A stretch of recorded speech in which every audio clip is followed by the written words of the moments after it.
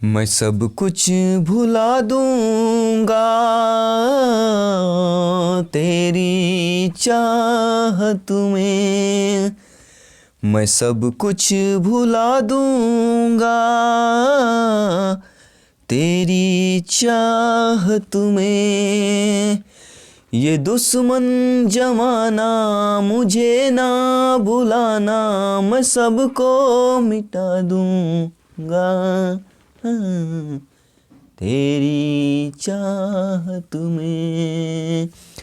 नमस्कार दोस्तों, जय हिंद, वंदे मातरम। मैं आपके साथ जायसवाल सर, आप सभी का वेलकम, अभिनंदन है टीटी फैमिली शिक्षकों के परिवार जायसवाल कोचिंग सेंटर पर। पावर्ड बाई शिक्षा ही प्रकाश है। मेरे प्यारे प्यारे भाइयों की प्यारी प्यारी बहनें, प्रत्येक गृहिणी का वेलकम, अभिनंदन है टीचर्स फैमिली पर। आप सभी का सपना है टीचर्स बनना या टीटी को क्रैक करना।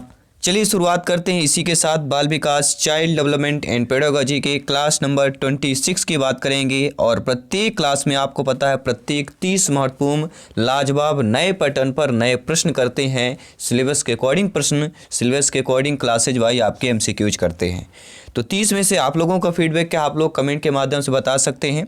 और आई होप अगर आपने पिछले क्लासेज देख लिया हो, किसी कारण के वश नहीं देख पाया हो, या अभी जो आपने ज्वाइन किया है तो आई बटन पर लिंक आएगा, प्लेलिस्ट मिलेगा, सारी क्लासेज फ्री ऑफ कॉस्ट आप लोग देख सकते हैं वीडियोज के माध्यम पर। चलिए प्रथम प्रश्न स्क्रीन पर आपके दिया हुआ है। संवेगात्मक बुद्धि बहुबुद्धि सिद्धांत के किस क्षेत्र के साथ संबंधित हो सकती है?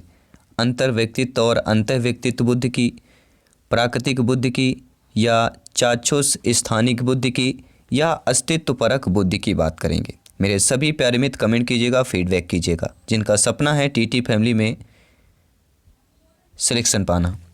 तो संवेगात्मक बुद्धि बहुबुद्धि सिद्धांत के किस क्षेत्र के साथ संबंधित हो सकती है?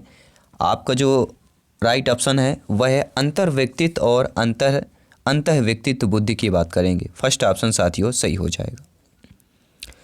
दूसरा प्रश्न पूछा गया है, ध्वनि संबंधी जागरूकता निम्न में से किस क्षमता से संबंधित है? ध्वनि संरचना पर चिंतन करना व उसमें हेर फेर करना, सही सही धारा प्रवाह बोलना, ये जानना समझना व लिखना, या व्याकरण के नियमों में क्या होना? सभी लोग देखिए, ध्यान दोनों, सभी लोग बताइए। तो राइट ऑप्शन क्या हो जाएगा? ध्वनि संबंधी जागरूकता। देखिए प्रश्न ही आपका यहाँ पे उत्तर क्लियर हो गया, ध्वनि संबंधी जागरूकता। अब आप देखेंगे कि इन तीनों में ध्वनि का कोई जिक्र ही नहीं कर रहा है, जिक्र हो रहा है पहले ऑप्शन पर। तो ध्वनि संबंधी जागरूकता की अगर बात करें किस क्षमता से संबंधित है, तो ध्वनि संरचना पर चिंतन करना, उसमें हेर फेर करना, पहला ऑप्शन सही हो जाएगा। कोई भी डाउट हो आप लोग कमेंट कर सकते हैं, फीडबैक कर सकते हैं, क्योंकि आपका कमेंट सर्वोपरि है, आप लोगों का फीडबैक सर्वमान्य है। साथियों, तार्किक गणितीय जो बुद्धि होती है वह संबंधित होती है द्विकारक सिद्धांत से, समूह कारक सिद्धांत से, पदानुक्रमिक सिद्धांत से, या बहुकारक सिद्धांत से संबंधित होती है। जो तार्किक गणितीय बुद्धि होती है वह साथियों बहुबुद्धि सिद्धांत से संबंधित होती है। यहाँ पर आप लोगों का डी ऑप्शन सर्वथा सही हो जाएगा। 4 नंबर प्रश्न क्या दिया गया है? गार्डनर के बहुबुद्धि सिद्धांत के अनुसार वह कारक जो व्यक्ति के आत्मबोध हेतु सर्वाधिक योगदान देगा वह है संगीतमय, आध्यात्मिक, भाषा विषयक, या अंतः व्यक्तित्व। देखिए साथियों, गार्डनर के बहुबुद्धि सिद्धांत के अनुसार की बात कर रहे हैं, वो ऐसे कारक की बात कर रहे हैं जो व्यक्ति के आत्मबोध हेतु सर्वाधिक योगदान देगा। देखिए काफ़ी जगह आपको भाषा विषयक भी मिलेगा बुक में, और काफ़ी जगह अंतः व्यक्तित्व होगा, लेकिन जब आत्मबोध की बात आती है तो सर्वाधिक योगदान जो है अंतः व्यक्तित्व ही राइट ऑप्शन हो जाएगा। ठीक है, बाकी जो भी आप लोगों को ओपिनियन हो, फीडबैक हो, आप लोग कमेंट के माध्यम से अपना अपना फीडबैक कमेंट बता सकते हैं, क्योंकि आपका कमेंट सर्वोपरि है। आप सभी लोग भावी अध्यापक अध्यापिकाएँ हैं, ज्ञानी सर्वज्ञ व्याख्याता लोग हैं, और जायसवाल सर आप सभी का अभिनंदन करते हैं, स्वागत करते हैं। साथियों, अगला प्रश्न आप लोगों की स्क्रीन पर है। बहुबुद्धि के सिद्धांत के संदर्भ में एयरफोर्स पायलट बनने के लिए इनमें से कौन सी बुद्धि की आवश्यकता होगी? मान लीजिए आपका सपना होगा, आपके फैमिली में किसी भी सपना होगा, लेकिन बहुबुद्धि सिद्धांत के अगर आप देखेंगे, हार्वर्ड गार्डनर की अगर बात करें, उनके संबंध में एयरफोर्स पायलट बनने के लिए कौन सी बुद्धि की आवश्यकता होगी? अंतः व्यक्तित्व, भाषिक, गतिक, या अंतर व्यक्तित्व। देखिए अंतर तो नहीं हो सकती और भाषिक भी नहीं हो सकती, अब बचता अंतः या गतिक होगा। देखिए, एयरफोर्स पायलट बनने के लिए बहुबुद्ध सिद्धांत के संदर्भ में जिस बुद्धि की आवश्यकता होगी वह है साथियों गतिक बुद्धि। शारीरिक गतिक बुद्धि की आवश्यकता होती है।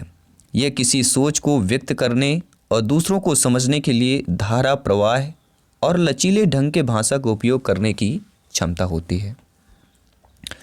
अगला प्रश्न दिया गया है, हार्वर्ड गार्डनर का बुद्धि का सिद्धांत किस पर बल देता है? शिक्षार्थियों में अनुबंधित कौशलों पर, सामान्य बुद्धि पर, विद्यालय में आवश्यक सामान्य योग्यताओं पर या प्रत्येक व्यक्ति की विलक्षण योग्यताओं पर बल देता है। तो जो आपका हार्वर्ड गार्डनर का बुद्धि का सिद्धांत है यह प्रत्येक व्यक्ति के विलक्षण योग्यताओं पर बल देता है। किसके? लक्षण नहीं, विलक्षण योग्यताओं पर बल देता है। अगला प्रश्न है 7वां नंबर प्रश्न है, ध्यानपूर्वक समझिएगा। प्रश्न क्या पूछा जा रहा है, प्रत्येक प्रश्न इंपॉर्टेंट है क्योंकि सीडीपी में अगर दोस्तों 30 में से 25 प्लस स्कोर लाना है तो प्रत्येक क्लास इंपॉर्टेंट है और प्रत्येक क्लास का प्रत्येक क्वेश्चन इंपॉर्टेंट है। निम्नलिखित में से कौन सा निरीक्षण हार्वर्ड गार्डनर के बहुबुद्ध सिद्धांत का समर्थन करता है? आपको पता है बुद्ध से संबंधित 2 प्रश्न जरूर पूछे जाते हैं। तो हार्वर्ड गार्डनर की अगर बात करें, निरीक्षण जो है बहुबुद्ध सिद्धांत का कौन सा समर्थन करेगा? कि मस्तिष्क के एक भाग में हुई क्षति केवल किसी एक विशिष्ट योग्यता को प्रभावित करती है, ना कि संपूर्ण को। बिल्कुल सही बात है, यहाँ पे पहला ही ऑप्शन सही हो जाएगा क्योंकि मस्तिष्क के एक भाग में कई क्षति केवल किसी एक विशिष्ट योग्यता को प्रभावित करेगी, संपूर्ण को नहीं कर सकती है। ठीक है, तो यह समर्थन करता है, पहला ही ऑप्शन हमारा सही हो जाएगा।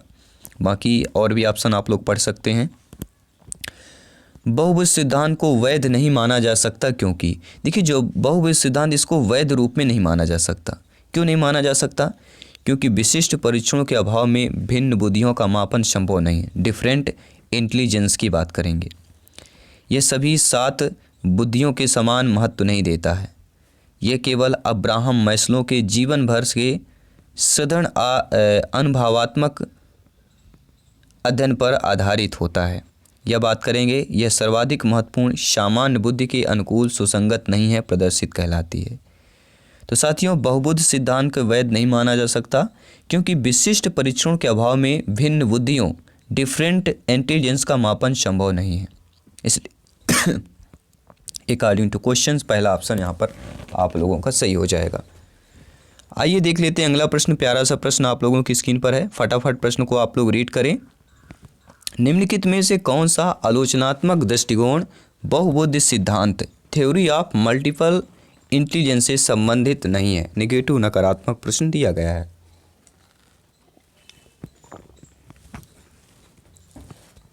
सभी ध्यानपूर्वक समझ लीजिएगा। यह शोध आधारित नहीं है।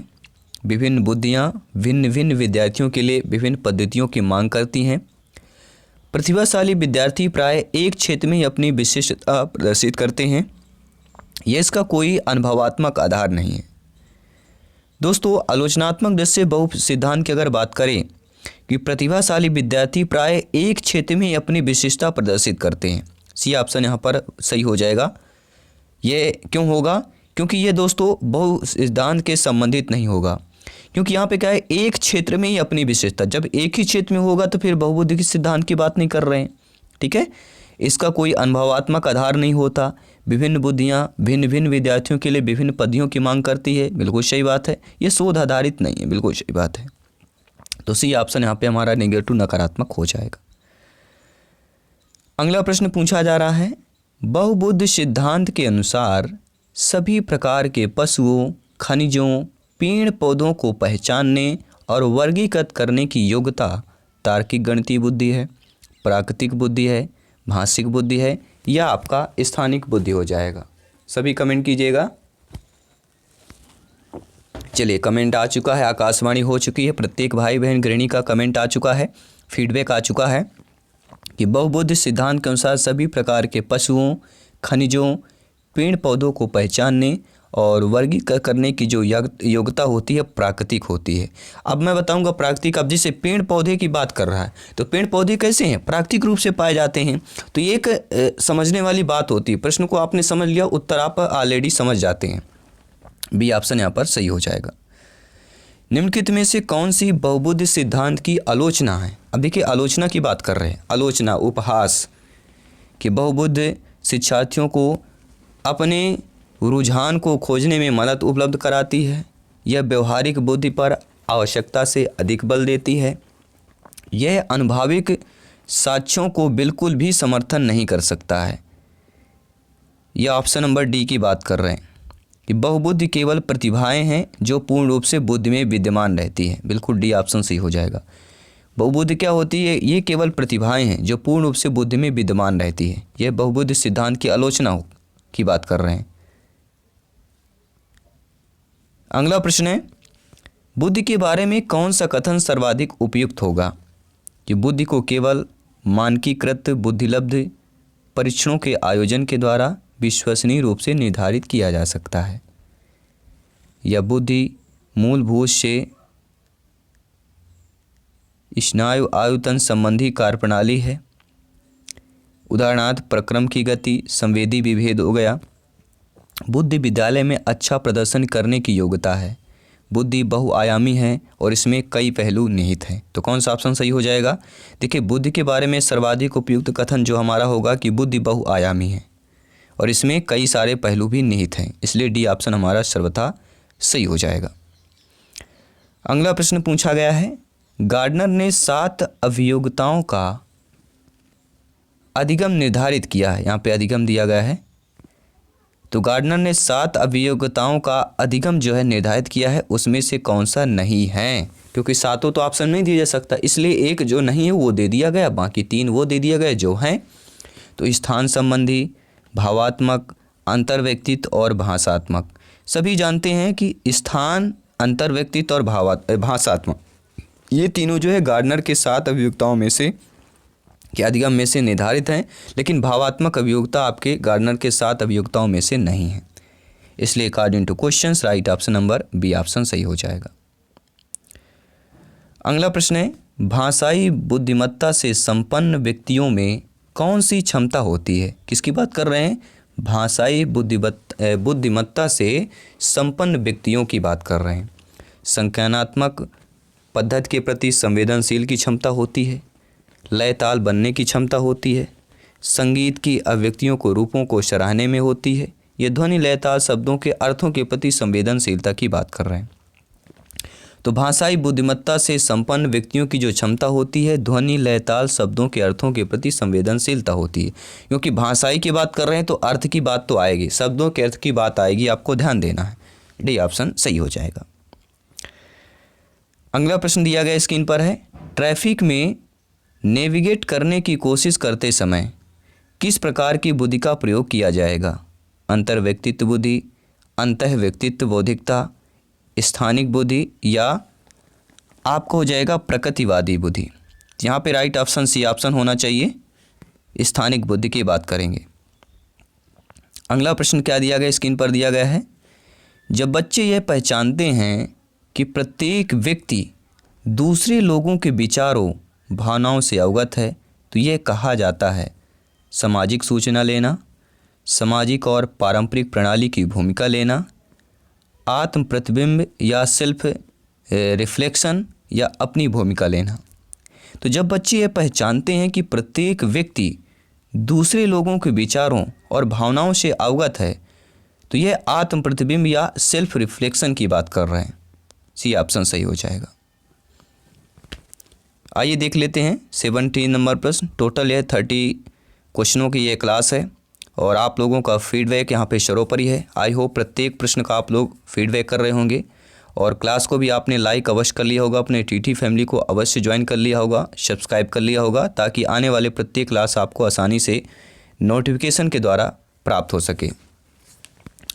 नृत्य प्रदर्शन के दौरान गार्डनर के किस प्रकार के बहुबुद्धिमत्ता का उपयोग किया जाता है? किसकी बात कर रहे हैं? नृत्य प्रदर्शन के दौरान गार्डनर के किस प्रकार के बहुबुद्धिमत्ता का उपयोग किया जाएगा? प्राकृतिक बुद्धि, अंतराव्यक्तित्व बुद्धि, भाषागत या शारीरिक गति संवेदी बुद्धि की बात कर रहे हैं। सभी कमेंट कीजिएगा। तो नृत्य प्रदर्शन के दौरान बात कर रहे हैं गार्डनर के किस प्रकार की बहुबुद्धिमत्ता का उपयोग होगा। देखिए, नृत्यता की बात कर रहे हैं तो नृत्य हमारा यहाँ पे क्या हो जाएगा? शारीरिक गति संवेदी बुद्धि की उपयोग की बात कर रहे हैं। अगला प्रश्न है, जब एक बच्चा जो है या एक बच्चा किस तरह का विद्यार्थी है जो विषय से संबंधित भौतिक गतिविधि करते हुए सबसे अच्छा सीखता है? अव्यय, पठन लेखन, दृश्य या गति संबंधी की बात कर रहे हैं। तो दोस्तों यहाँ पे राइट ऑप्शन क्या हो जाएगा, सभी कमेंट कीजिएगा।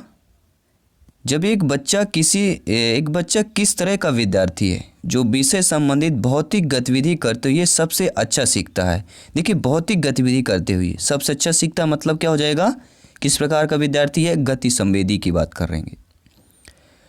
अगला प्रश्न दिया गया है, गार्डनर के अनुसार आध्यात्मिक बौद्धिकता है किसी की प्रारंभिक धारणाओं में परिवर्तन करने की क्षमता, जीवन के उद्देश्य के संबंध में जटिल समस्याओं पर विचार करने की क्षमता, प्राकृतिक दुनिया में विभेद करने की क्षमता, या अपनी स्वयं की शक्तियाँ, कमजोरियों और इच्छाओं और बुद्धिमत्ता के ज्ञान की बात कर रहे हैं।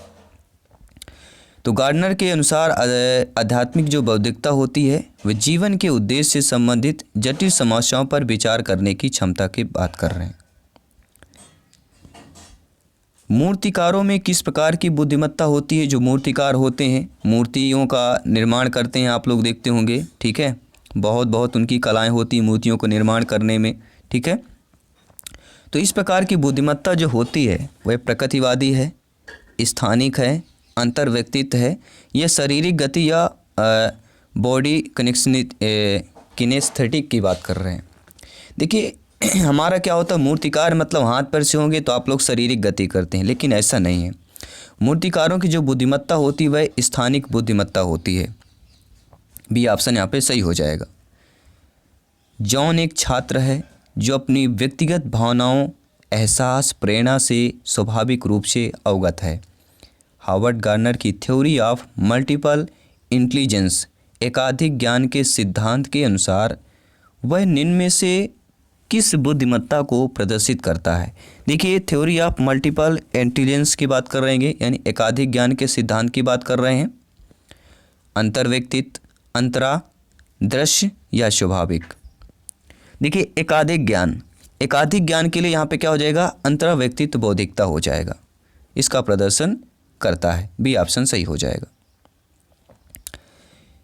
निम्नलिखित में से किस प्रकार की बुद्धि का उपयोग यातायात के माध्यम से नेविगेट करने की कोशिश करते समय किया जाएगा? प्रकृतिवादी, स्थानिक, अंतराव्यक्तित्व, भावात्मक बुद्धि। इसमें भी आपका क्या हो जाएगा, स्थानिक बुद्धि की बात करेंगे। अगला प्रश्न दिया गया आप लोगों के सामने 23 नंबर क्वेश्चन दिया गया है। क्या पूछा जा रहा है? बुद्धि के बारे में प्रश्न है कि बुद्धि के बारे में निम्नलिखित कथनों में से कौन सा सही होगा। देखिए, इस प्रकार के जो प्रश्न होते हैं आपको प्रत्येक ऑप्शन को अच्छे तरीके से पढ़ना पड़ता है। बुद्धि अनुभव के परिणाम के रूप में व्यवहार में एक अपेक्षाकृत स्थायी परिवर्तन है। बुद्धि एक स्थायी परिवर्तन जो दे दिया गया, ठीक है। यहाँ पे एक आपको समझ लेना है, कुछ वर्ड समझते जाना है। बुद्धि एक अनुवांशिक विशेषक है जिसमें मानसिक गतिविधियों जैसे स्मरण एवं तर्क शामिल होता है। बहुबुद्धि आयामी है जिसमें बुद्धि परीक्षणों के द्वारा पूर्ण रूप से परिमेय न की जाने वाली कई योग्यताओं शामिल हैं।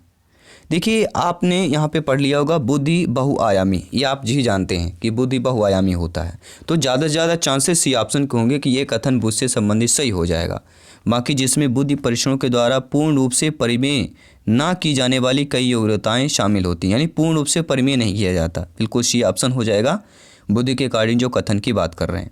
क्योंकि बुद्धि अभिसारी रूप से सोचने की योग्यता नहीं होती, अभिसारी अपसारी, ये समझ लीजिएगा। अगला प्रश्न है, निम्न में से कौन जो है बुद्धि परीक्षणों के दुरुपयोग का संकेत है? जो बुद्धि परीक्षण उनका दुरुपयोग का संकेत क्या हो सकता है? आप सभी शिक्षक बंधु हैं तो उपयोग और दुरुपयोग के बारे में जानना बहुत ज़रूरी है। तो बुद्धि परीक्षणों के दुरुपयोग का जो संकेत होगा, उन्नत के लिए मापन में सहायक, बुद्धि लब्ध का लेवल जो है बालकों पर लगाकर अध्यापक अपनी कुशलता को छिपाएं, ये बालकों को वर्गीकृत करने की बात कर रहे हैं या अधिगम प्रक्रिया को बेहतर बनाने की बात कर रहे हैं। तो निम्नलिखित में से बुद्धि परीक्षणों के दुरुपयोग का जो संकेत होगा कि बुद्धिलब्ध का लेबल बालकों पर लगाकर अध्यापक अपनी कुशलता छिपाना। तो देखिए दुरुपयोग होगा, एक शिक्षक के रूप में अपनी कुशलता छिपाएं और अपना जो है बालकों पर थोप दें, एक क्या हो जाएगा दुरुपयोग का संकेत होएगा। ठीक है, एक अध्यापक अध्यापिका के लिए, शिक्षक बंधु के लिए, शिक्षक शिक्षिका के लिए। बी ऑप्शन सही हो जाएगा। अगला प्रश्न दिया गया है बुद्धि लब्धांक जो है सामान्यतः किस रूप से शैक्षणिक निष्पादन से संबंधित होती है? मध्यम, कम से कम, पूर्ण या उच्च की बात करेंगे। तो बुद्धि लब्धांक जो है सामान्यतः किस रूप से शैक्षणिक निष्पादन से संबंधित हो जाएगा? वह होगा दोस्तों उच्च की बात करेंगे। बुद्धि लब्धांक जो होता है वह उच्च रूप से शैक्षणिक निष्पादन से संबंधित होता है। डी ऑप्शन सही हो जाएगा। अगला प्रश्न पूछा जा रहा है निम्नलिखित में से कौन सा कथन सत्य दिया गया है? लड़के अधिक बुद्धिमान होते हैं, लड़कियां अधिक बुद्धिमान होती। ये देखिए जो तो लैंगिक विभिन्नता की बात कर रहे हैं तो दोनों नहीं होंगे। बुद्धि का लिंग के साथ संबंध नहीं, बिल्कुल सही बात है। बुद्धि का लिंग से संबंध नहीं होता कि वो लड़का है लड़की है। ठीक है, 3 जेंडर होते हैं, कौन सा जेंडर है, लेकिन ज़्यादातर जो बाल विकास में 2 ही जेंडरों की बात कर रहे हैं। समानता लड़के लड़कियों से अधिक बुद्धिमान होते, तीनों जो है जेंडरों से संबंधित है, लेकिन समानता केवल सी ऑप्शन में है कि बुद्धि का लिंग के साथ कोई संबंध नहीं, इसलिए हमें यह कथन सर्वथा सत्य हो जाएगा। सी ऑप्शन सही हो जाएगा। मेरे सभी प्यारे मित्र कमेंट करें, फीडबैक करें और अंत में ज़रूर आप लोगों को कमेंट करके बताना है 30 में से आप लोगों का फीडबैक कितना है, 15+ है, 20+ है या 25 एबव आपका कितना है। प्रत्येक भाई बहन गृहिणी को कमेंट करना है। मेरे सभी प्यारे मित्रों का, सभी शिक्षक बंधुओं का, सभी मित्रों को जय हिंद, वंदे मातरम, इंकलाब जिंदाबाद। साथियों प्रश्न लाजवाब है क्योंकि सिलेक्शन यहाँ पर सर्वोपरि है। मानव बुद्धि एवं विकास की समझ शिक्षक को किसके योग्य बनाती है? तो मानव बुद्धि और विकास की जो समझ होती है शिक्षक को जो है निष्पक्ष रूप से अपने शिक्षण अभ्यास के योग्य बनाती है, शिक्षण के अन्य शिक्षार्थियों के संवेगों पर नियंत्रण बनाए रखने पर का योग्य बनाती है, या विविध शिक्षार्थियों के शिक्षण के बारे में स्पष्टता का योग बनाती है, या ऑप्शन नंबर डी की बात कर रहे हैं विद्यार्थियों को जो उनसे संबंधित अपने जीवन में सुधार कर सकते हैं। साथियों आप जानते हैं कि मानव बुद्धि एवं विकास की समझ जो है शिक्षक को किसके योग बनाती है? विविध शिक्षार्थियों के शिक्षण के बारे में स्पष्टता के योग बनाती है। सी ऑप्शन यहाँ पर आप लोगों का सही हो जाएगा। 2-3 प्रश्न इनको कंप्लीट करते हैं, इस क्लास को कंप्लीट करते हैं। साथियों बुद्धिमत्ता जो है तीव्रता विकास से जुड़ी हुई है। तो जो बुद्धिमत्ता है वह किस तीव्रता विकास से जुड़ी हुई है? कोई बुद्धि नहीं है, मध्यम बुद्धि, उच्च बुद्धि या मंद बुद्धि की बात करेंगे। देखिए तीव्रता से विकास, कोई भी बालक बालिका है, शिक्षार्थी है, विद्यार्थी है, उसका तीव्रता विकास जुड़ा हुआ है। तीव्रता विकास मतलब आप समझ सकते हैं। देखिए मध्यम बुद्धि का होगा तो तीव्र विकास तो कर ही नहीं सकता, मंद बुद्धि का होगा तब भी तीव्र विकास नहीं कर सकता। अगर उसकी बुद्धि जो है उच्च लब्धि होगी, उच्च होगी, तभी वह तीव्रता से विकास से जुड़ा हो सकता है। तो उच्च बुद्धिमत्ता ही तीव्रता से विकास जुड़ा हो सकता है। सी ऑप्शन सही हो जाएगा। अगला प्रश्न है आमतौर पर हम देखते हैं कि बौद्धिक द्विक स्तर की गणना शैक्षणिक प्रदर्शन के साथ सह संबंधित होती है। कम सह संबंधित होती है, अत्यधिक सह संबंधी होती है, मध्यम रूप से होती है या पूरी तरह से संबंधित होती है। देखिए समझिएगा, आमतौर पर बौद्धिक द्विक स्तर की गणना जो है शैक्षणिक प्रदर्शन के साथ अत्यधिक जो है सह संबंधित होती है। बी ऑप्शन सही हो जाएगा। और 30वां प्रश्न क्या पूछा जा रहा है, स्क्रीन पर ध्यानपूर्वक समझिएगा। विद्यालय आधारित आकलन की बात करेंगे। आप सभी लोग जब विद्यालय जाएंगे, आप लोगों की नियुक्ति होगी, आप लोग का एक टीचर अध्यापिका बनेंगे, स्पेशल क्लास ज्वाइन करेंगे, तो एक विद्यालय आधारित आकलन क्या हो सकता है?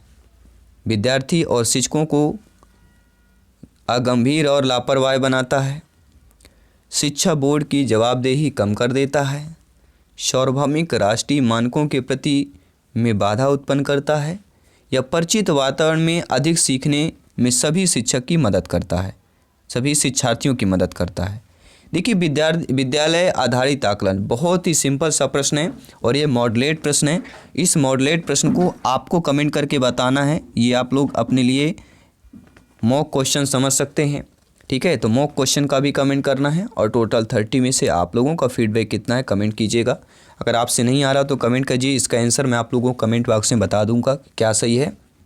आपको टेंशन नहीं लेना है, पूरी तैयारी चलेगी।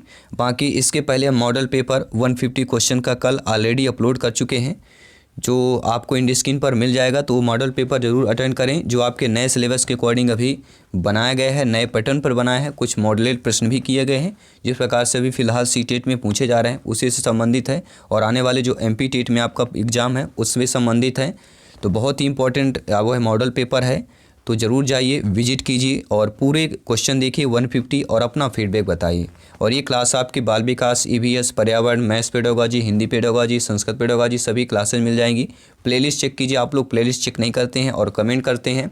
ठीक है, चलिए मैं आपके साथ जयसवाल सर मिलता हूँ जल्दी नेक्स्ट क्लास पर। सभी मित्रों को जय हिंद, वंदे मातरम, धन्यवाद सभी का।